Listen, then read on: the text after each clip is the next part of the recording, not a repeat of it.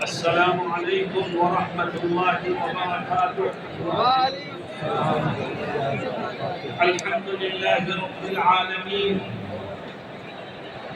والصلاة والسلام على سید المرسلین وعلى آلہ وصحبہ اجمعین، اما بعد،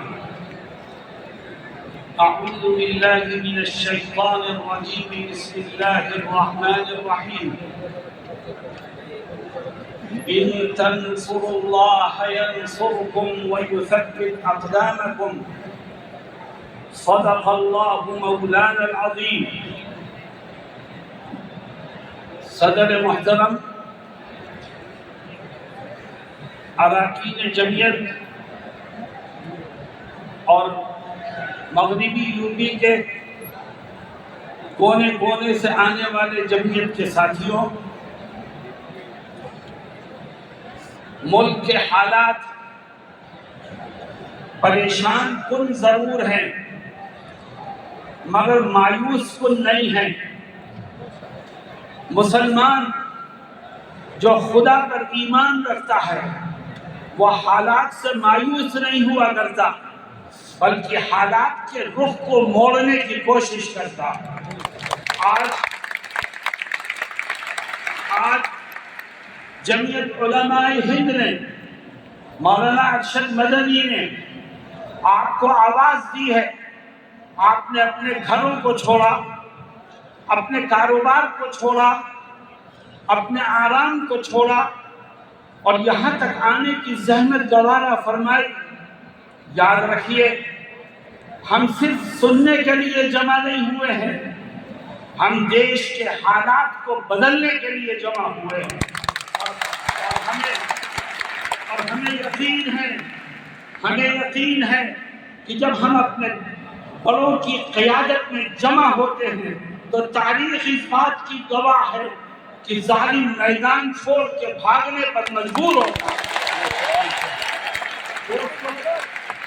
دوستوں اور ساتھیوں، آج کچھ فرقہ پرست طاقتیں ایسی ہیں جو مدارس کو نشانہ بنانا چاہتی ہیں۔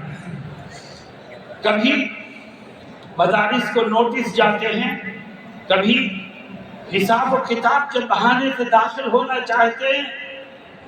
میں کہتا ہوں ان مدارس کو مت چھیڑو، انہیں چلنے دو۔ یہی وہ مدارس ہیں کہ جن کی جدوجہد سے یہ ملک آزاد ہوا ہے۔ اگر دارالعلوم دیوبند نہ ہوتا، اگر وہاں کے اکابر نہ ہوتے اور مدارس کے جوان، بوڑھے اور وابستہ لوگ ملک کی آزادی کے لیے قربانیاں نہ دیتے تو آج بھی یہ ملک غلامی کی زنجیروں میں جکڑا ہوا ہوتا۔ مدارس کے لوگوں نے آزادی وطن کے لیے پھانسی کے پھندوں کو چوما، آزادی وطن کے لیے قید و بند کی صعوبتیں برداشت کی۔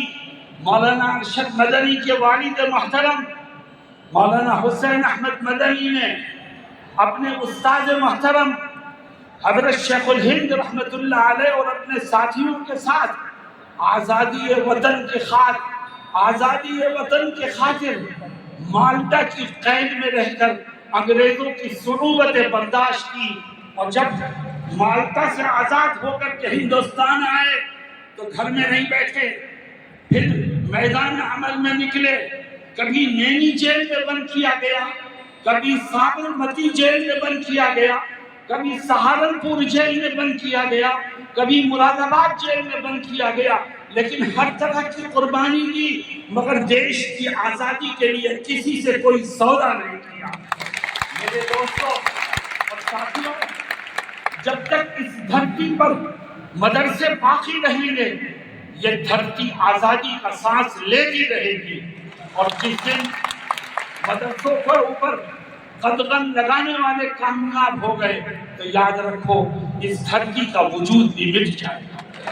اس لیے میں ہندوستان کے سپریم کورٹ کے اس فیصلے کا خیر مقدم کرتا ہوں جس کا آپ نے ابھی حضرت مولانا اسقر مدنی نائب صدر جمعیت علماء ہند کی زبانی جس کا تذکرہ سنا۔ اللہ رب العزت ہمیں صحیح رخ پر کام کرنے کی توفیق عطا فرمائے۔ مسلمانوں، آج ہمارا دل دکھا ہے، ملک کے گوشے گوشے میں نبی کریم علیہ السلام کی شان رسالت میں گستاخیاں ہو رہی ہیں، ہماری جان آپ پر فدا ہے، اور آج کوئی بھی کھڑا ہو کر نبی کی شان میں گستاخی کرتا ہے۔ لیکن مسلمانوں، ہمارا دل دکھا ہے، مگر ہمارے اوپر لازم ہے کہ ہم قانون کو ہاتھ میں لے کر کے کوئی کسی طرح کا رد عمل ظاہر نہ کریں۔ دشمن یہ چاہتا ہے کہ ہم روڈ جام کریں، دشمن یہ چاہتا ہے کہ ہم توڑ پھوڑ کریں، دشمن یہ چاہتا ہے کہ ہم قانون کو توڑیں تاکہ مسلمانوں کو جیلوں میں ٹھوسا جائے، اور جو گستاخی کا مجرم ہے اس کو پتلی گلی سے نکلنے کا موقع مل جائے۔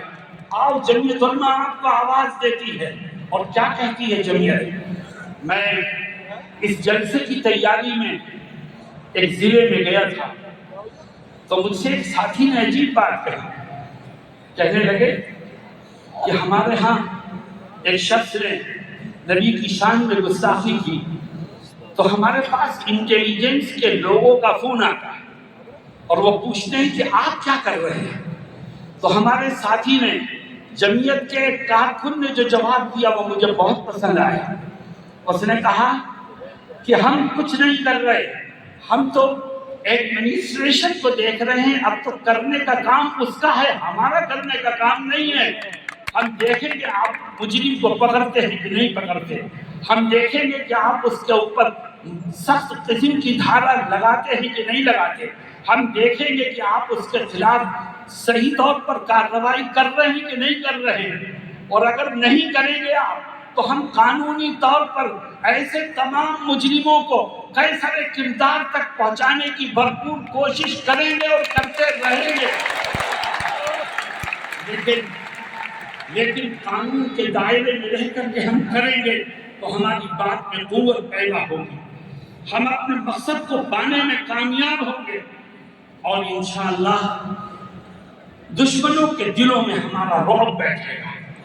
میرے دوستوں اور ساتھیوں، نبی کریم صلی اللہ علیہ وسلم کی تعریف خود اللہ رب العزت نے فرمائی ہے، اور آپ کی شان اللہ کے بعد سب سے بڑی شان ہے۔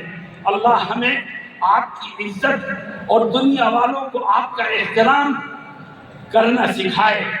یاد رکھو مسلمانوں، اسلام ہمیں اجازت نہیں دیتا کہ ہم کسی کے دھرم گرو کو برا کہیں، اسلام ہمیں اجازت نہیں دیتا کہ ہم کسی کی خدا کی شان میں گستاخی کریں، اسلام ہمیں اجازت نہیں دیتا کہ ہم کسی کی کتاب کے لیے، کسی کی مذہبی کتاب کے لیے کوئی غلط بات اپنی زبان سے نکالیں۔ اللہ قرآن میں کیا کہتا ہے؟ اللہ فرماتا ہے وَلَا تَسُبُّوا الَّذِينَ يَدْعُونَ مِن دُونِ اللَّهِ، اللہ کہتا ہے وہ لوگ جو خدا کے سوا کسی اور کو خدا مانتے ہیں، ان کے باطل خداؤں کو برا مت کہو، اس سے نفرتیں بڑھیں گی، اس سے اختلافات بڑھیں گے، اس سے دوریاں بڑھیں گی۔ تم تو اپنے خدا کا صحیح پرچار کرو، اللہ ان کے دلوں کو پھیر دے گا۔ میرے دوستوں، میں گورنمنٹ آف انڈیا سے یہ درخواست کروں گا اس کنونشن کے مادھیم سے کہ شان رسالت میں گستاخی کرنے والے کو ملک کے کانسٹیٹیوشن میں جو سزا لکھی ہے وہ سزا دیں آپ۔ اگر قانونی سزا ملنے لگے تو کسی دشمن کو زبان کھولنے کی جرأت نہیں ہوگی، اور انشاءاللہ ہمارا یہ دیش امن و امان کا گہوارہ بن جائے۔ آج گورنمنٹ کی کرسیوں پر بیٹھے ہوئے لوگ اور ایڈمنسٹریشن کے ذمہ دار اپنی ذمہ داری کو ادا کرنے میں کوتاہی کر رہے ہیں، تبھی ایک کے بعد ایک شان رسالت میں گستاخی کی ہمت کرتا ہے۔ میرے دوستوں اور ساتھیوں، اس دیش کا آئین سیکولر آئین ہے۔ کچھ طاقتیں ایسی پیدا ہو گئی ہیں جو اس دیش کے سیکولر آئین کو ختم کرنے کی بات کرتی ہیں۔ یاد رکھو، اگر اس دیش میں ہندو، مسلمان، سکھ اور عیسائی آپس میں بھائی بھائی بن کر رہ سکتا ہے تو وہ صرف اس کے سیکولر آئین کی وجہ سے رہ سکتا ہے۔ جب تک سیکولر آئین باقی ہے، یہ دیش کے ہندو مسلم کی یکتا بھی باقی ہے۔ جب تک سیکولر آئین باقی ہے، یہ گنگا جمنی تہذیب بھی باقی ہے۔ جب تک سیکولر آئین باقی ہے تو اس دیش میں پیار و محبت کے دیپ جلتے رہیں گے، اور جب اس کا سیکولر آئین خطرے میں آئے گا تو صرف مسلمان ہی خطرے میں نہیں آئے گا بلکہ یہ دیش خطرے میں آئے گا اور دیش کی ہر چیز ختم ہو جائے گا۔ ہندوستان کا جمہوری آئین ہی وہ چیز ہے جس نے اس ملک کو پیار و محبت کا نعرہ دیا ہے۔ ہندوستان کا جمہوری آئین ہی وہ چیز ہے جس کی وجہ سے ایک طرف مسجد سے اللہ اکبر کا نعرہ بلند ہوتا ہے تو دوسری طرف مندر سے بھجن گایا جاتا ہے، گرجا سے وہ اپنی مذہبی عبادت کرتے ہیں، اور سکھوں کے گردوارے سے وہاں مذہبی نعرے لگتے ہیں۔ یہ اس کا ایک خوبصورت گلدستہ ہے جو میں نے آپ کے سامنے پیش کیا۔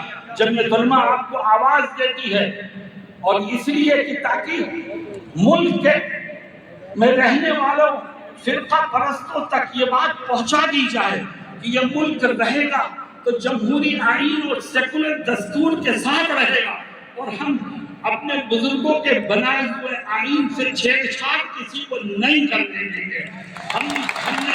ہمارے بزرگوں نے اس کو بنانے میں قربانیاں دی ہیں، ہم اس سیکولر آئین کی حفاظت کریں گے انشاءاللہ۔ اور آخری بات، ملک میں جگہ جگہ وقف پراپرٹی موجود ہے۔ مسلمانوں میں آپ سے سوال کرتا ہوں، ایک وقف کی زمین ہے جو کسی مسلمان نے وقف کی ہے مسجد کے لیے، یا وقف کی ہے مدرسے کے لیے، یا وقف کی ہے قبرستان کے لیے، یا وقف کی ہے غریبوں اور بیواؤں کی مدد کے لیے، بتاؤ یہ وقف پراپرٹی مسلمانوں کا سرمایہ ہے کہ نہیں ہے؟ ہم اس میں کسی کی مداخلت برداشت نہیں کریں گے۔ یہ وقف پراپرٹی مسلمانوں کا سرمایہ ہے، اس کی دیکھ ریکھ بھی مسلمان ہی کرے گا اور اس سے فائدہ بھی مسلمان ہی اٹھائے گا۔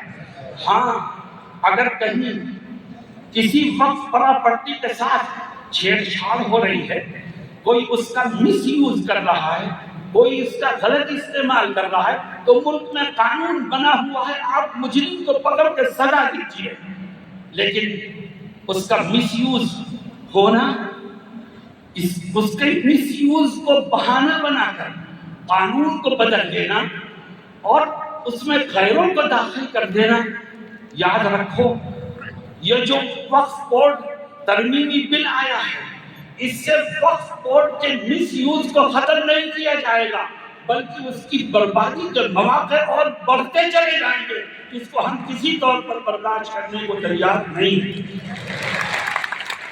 میرے دوستوں، ساتھیوں، آج صبح ناشتے پر حضرت مولانا سید ارشد مدنی فرمانے لگے کہ یہ ملک سیکولر ہے، بہت سی فرقہ پرست طاقتیں ایسی ہیں جو یہاں یکساں سول کوڈ لانے کی کوشش کر رہے ہیں۔ یکساں سول کوڈ کا کیا مطلب؟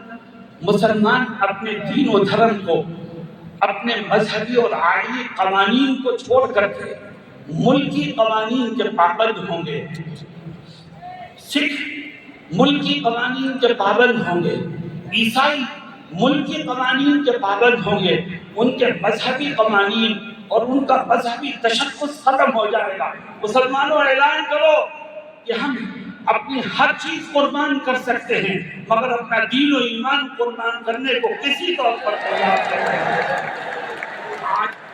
آج جمعیت نے آپ کو آواز دی ہے تاکہ جمعیت کی آواز میں آپ کے ذریعے قوت پیدا ہو اور ہمارا یہ پیغام ایوان اقتدار تک پہنچے، ہمارے یہ جذبات ان کے کانوں تک پہنچے اور دیش کے حالات بدلے۔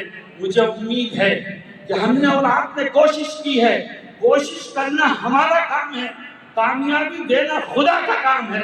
انشاءاللہ وہ کامیابی دے گا اور حالات بدلیں گے۔ بس آپ ایک ہی نعرہ دیجئے کہ مولانا ارشد مدنی قدم بڑھاؤ، ہم تمہارے ساتھ ہیں، مولانا ارشد مدنی قدم بڑھاؤ، ہم تمہارے ساتھ ہیں۔ اللہ ہم سب کی مدد فرمائے۔ آمین۔ آخر دعوانا